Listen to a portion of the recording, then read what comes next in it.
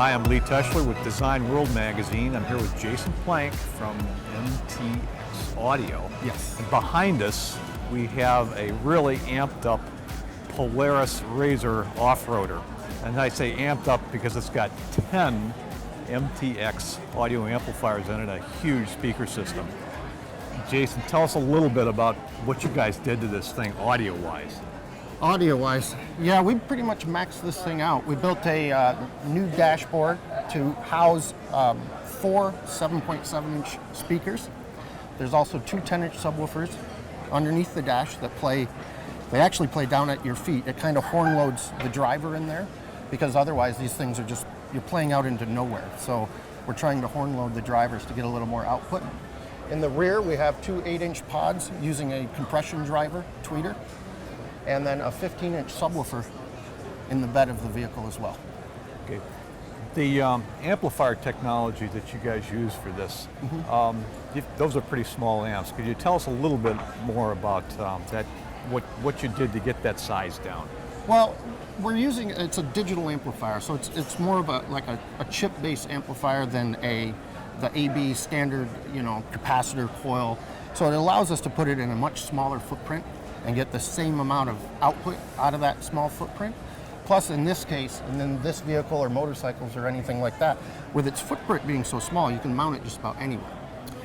And also, being that it's a chip amplifier, the heat isn't an issue, like it is in an old AB amplifier, which generates so much heat that you have to have a large heat sink to dissipate all the heat. So by switching to this kind, smaller package, output and efficiency, it's all there. The other interesting aspect of this is the size of the speakers. How do you get so much power out of a speaker that's only about like this?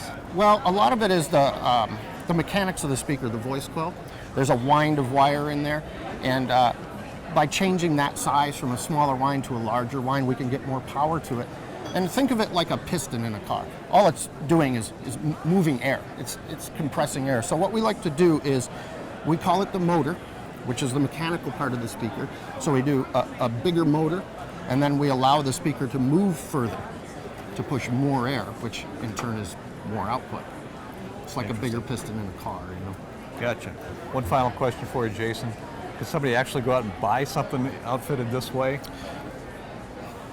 You could, I suppose, if you wanted to pay somebody. We do offer, MTX offers solutions for audio in these machines. It's much more of a plug and play. Amplifier, speakers, head unit is all built in. And you can check that out in our booth in the North Hall.